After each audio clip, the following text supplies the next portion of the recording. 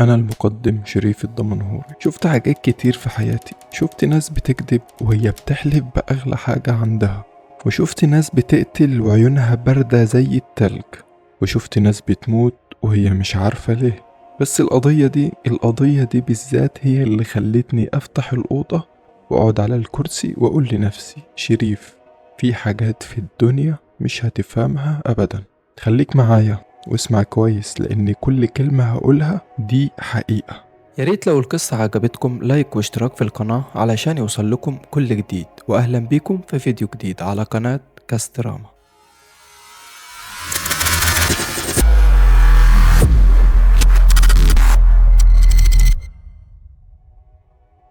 القضية بدأت يوم التلات في شهر مارس.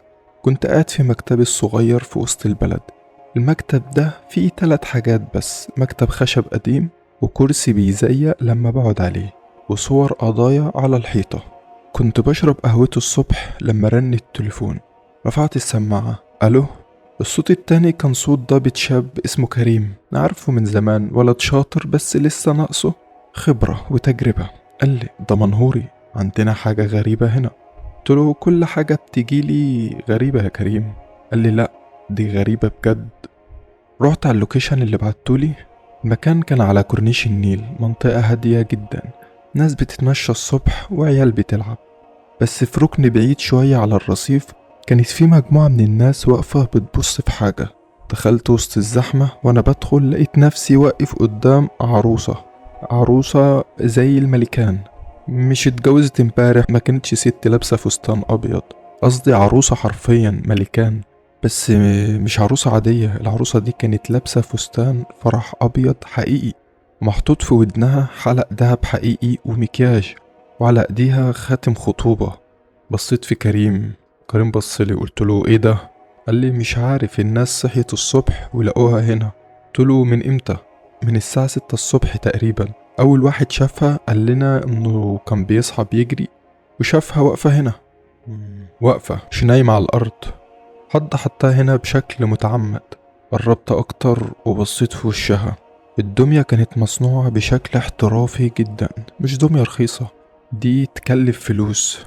وكان عليها ورقة صغيرة مطوية.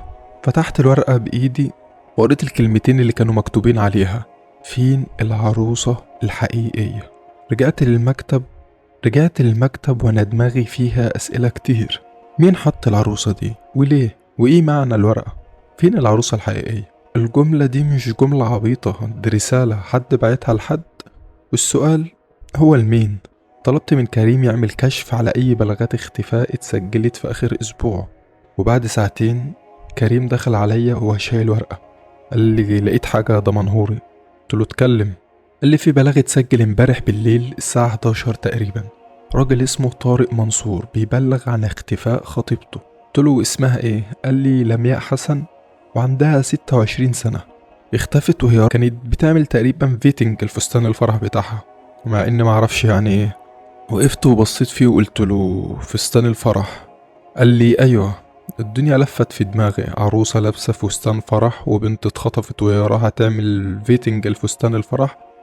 استدعيت طارق منصور للمكتب وجاي بسرعة كبيرة. واضح انه مش نايم من الليل. كان شاب يمكن في 30، شكله محترم، لابس هدوم كويسة، بس عينيه حمرة من العياط او من قلة النوم. قعد قدامي وانا بصيت في عينه. قلت له: احكيلي. قال لي: لمياء راحت عند الخياطة الساعة 4 العصر، قالت لي هترجع على الساعة 7، وبعد كده مردتش. قلت له: اتصلت بيها؟ قال لي: تليفونها مغلق، ورحت عند اهلها ملقيتهاش، قالوا لي انها راحت عند الخياطة. رحت الخياطة قالت لي انها خلصت الفيتنج الساعة 6 ومشيت. طيب، ومن ساعة ما مشيت من عند الخياطة لحد دلوقتي مش عارفين هي فين؟ قال لي: ايوه. ركزت في عينيه تاني وفي ايده وفي طريقة قعدته. كنت بحاول اقرا لغة جسده بمعنى اصح.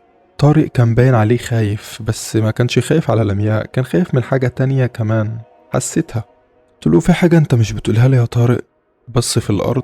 قلت له: انا مش هنا احكم عليك، انا هنا اجيب لمياء. رفع عينيه وقال لي بصوت واطي: انا كنت اتخانقت معاها الاسبوع اللي فات. قلت له: اتخانقت على ايه؟ قال لي خناقة عادية على حاجة في الجواز. قلت له طب كمل. قال لي هي عايزة نأجل الجواز وأنا مش عايز، واتخانقنا، وهي قالت إنها مش متأكدة. وبعدين سكت، وأنا كتبت في النوت بتاعي لمياء مش متأكدة من الجوازة دي.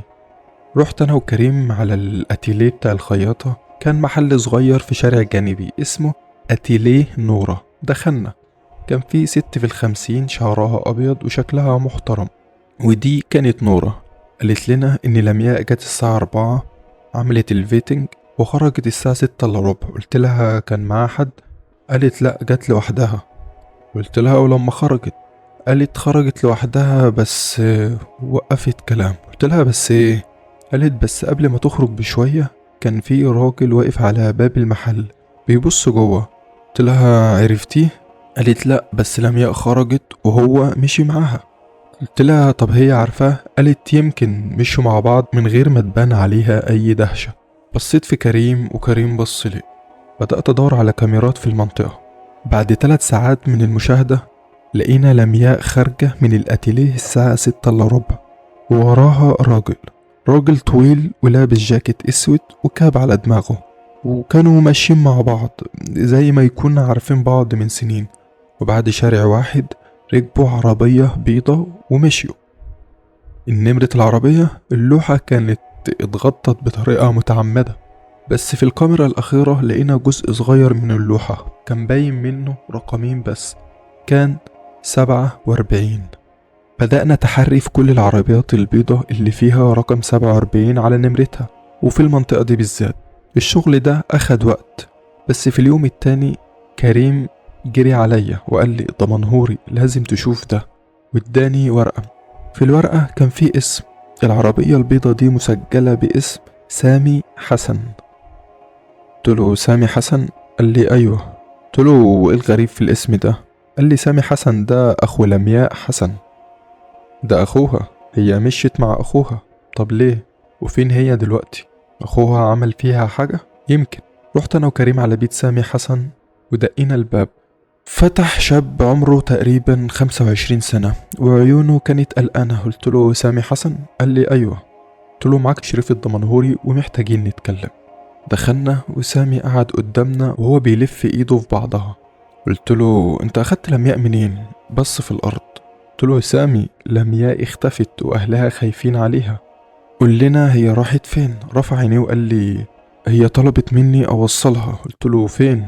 قال لي اسكندرية. قلت له طب ليه؟ وهنا سامي عيط. شاب في 25 سنة قاعد قدامي وبيعيط، وقال لي لأنها مش عايزة تتجوز وكانت خايفة تقول لأهلها، فطلبت مني أخدها عند خالتنا في الإسكندرية عشان تاخد وقت تفكر. اتصلنا بالإسكندرية ولقينا لمياء بخير وسليمة وقاعدة عند خالتها. لما كلمتها قالت لي أنا أسفة يا فندم، أنا خايفة مش عارفة أقول لأهلي إني مش عايزة الجواز ده. قلت لها وإيه اللي بيخليكي مش عايزاه؟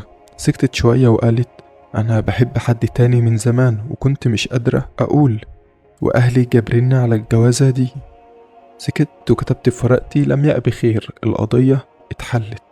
بس في دماغي سؤال واحد، مين حط العروسة دي على الكورنيش؟ رجعت لسامي قلت له انت اللي حطت العروسة؟ بص فيا وابتسم ابتسامة صغيرة قال لي ايوه. قلت له طب ليه؟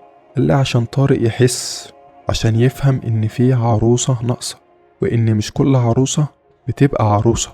بصيت فيه وقلت له بس ده كان غباء منك يا سامي. قال لي عارف. قلت له طب كان ممكن يسبب مشاكل كبيرة. قال لي عارف برضه، بس دي أختي. سبته ومشيت. بس بالليل قعدت في مكتبي وشربت قهوتي اللي بردت. القضية دي ما كانش فيها قاتل، ما كانش فيها دم، وما كانش فيها جريمة أصلا. بس في حاجة أصعب من كل ده، في ناس بتتألم في صمت، وناس بتاخد قرارات غلط عشان خايفة، وناس بتحب ومش قادرة تقول. وده كان أول ملف من ملفاتي، بس مش الأخير، لأن الظلام كتير والحكايات أكتر وأنا لسه شغال.